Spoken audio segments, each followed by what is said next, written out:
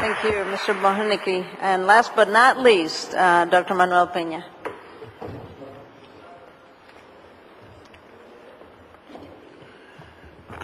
Thank you, Madam Chair. Good afternoon, Excellencies, ladies and gentlemen. I would like to join the congratulations to IICA and OAS for organizing such a timely and important meeting. And we really appreciate from the Pan-American Health Organization to be involved in these discussions, since the effect of all what we're talking about regarding food security is something that has a very strong impact on human beings.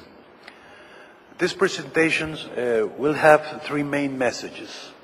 The first is dealing regarding the impact of malnutrition upon health, and mainly the productivity in the future of these individuals. First, the stunting, also named chronic malnutrition, has or is related to a greater risk of preventable death, infectious diseases due to the weakness of the immunological system, the association to non-communicable diseases, and mainly because stunting is also one of the most important risk factors for obesity in the poor adults on the one hand, and it has a very clear relation with non-communicable diseases, as has been stressed 20 years ago from Barker's hypothesis and the development origins of health and disease. Also, vulnerability to disasters is increased and intrauterine growth retardation. But at the same time, it has an impact on a diminished physical performance, working capacity, and the mental development is very well known about the influence on learning abilities, on the physical growth, and of course, on individual and social development. And last but not least, malnutrition constitutes, mainly in the women, the transgenerational transmission of poverty and underdevelopment. In other words, what we are facing when we tackle stunting is the association of many important expressions of poverty. But even we could add some other markers of poverty, such as impaired sanitation, adolescence pregnancies, pretty common and related to it, illiteracy and poor instructions, and of course, unemployment or lack of decent employments. Here, I try to summarize, and this was part of an exercise that was done in Peru during 2004, in which we discussed with different international agencies, the Ministry of Health, Ministry of Education, the Office of the Prime Minister, and some other NGOs and research institutes. There was a meeting trying to stress the most important determinants that are the underlying factors to malnutrition. And when we have such a comprehensive discussion, we see that illiteracy and the modern education is perhaps one of the most critical determinants on malnutrition in third world countries. Also, some other factors as domestic violence, poor access to health services, unemployment, of course, as one of the key pillars, food insecurity, also vector-borne diseases, unhealthy households, environmental pollution, no access to safe water, and inadequate sanitation. What we are showing here is that it's a very broad spectrum of factors that really plays important role as determinants of nutrition.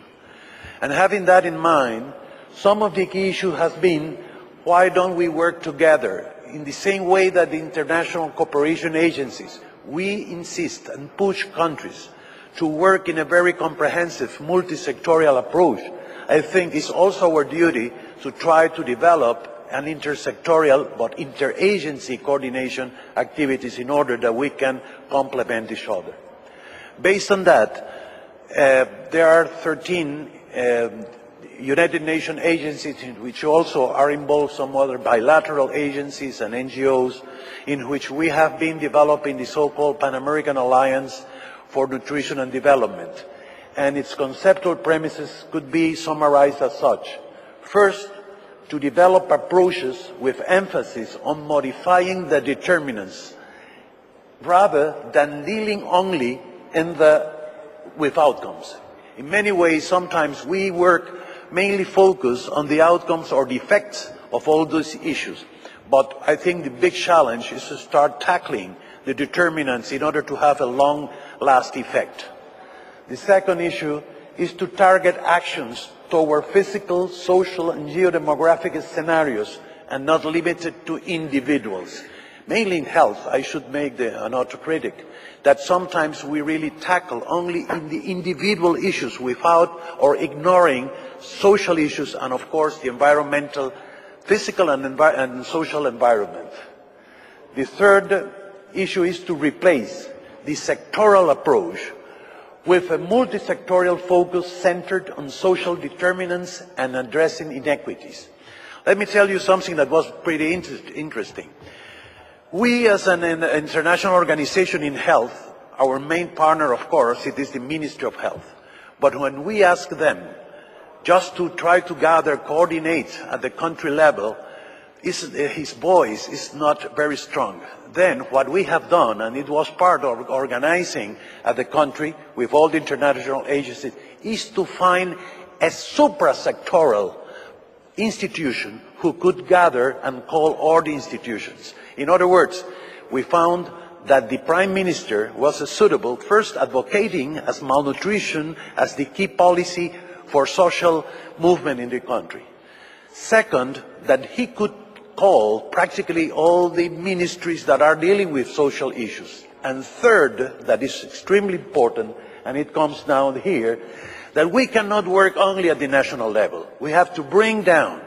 We have to work with the regional governments, with local governments, and with communities. Otherwise, it's not a sustainable issue. And this is something in which we are really very happy to see some figures that was precisely presented by the Minister of Health this week in the Directing Council of the Pan-American Health Organization, that is precisely taking place now here in Washington, D.C.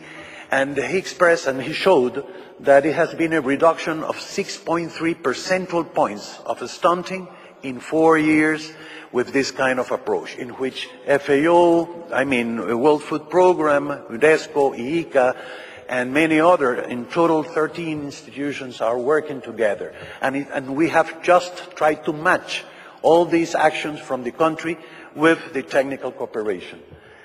The other issue is to identify integrated and sustainable interventions based on existing evidence and with a life course approach. It's important that we have some determinants that are independent, of course, let's say all the environmental factors and environmental improvements. But there are some others that are especially linked to the life course approach. Let's say breastfeeding, of course, but also the production of suitable foods for complementary feeding, rich in micronutrients, and to keep in mind all these important factors. And the other one, and it is extremely important, and the last but not the least, is to monitor and evaluate the interventions in a unified way. We need to develop a common information system and analytical system, and to share, of course, with nationals, but also among the different international agencies. And this is my last slide. And I'm totally convinced, and with experience in Peru, and that has been also experienced in Brazil, as has been presented before, and Bolivia and some other countries, is that the challenge of us as international agency and international cooperation agencies is first to work all together in coordination to tackle things, but with a simultaneous approach in all fronts and permanently. I think this is a real important issue to be tackled. Thank you very much.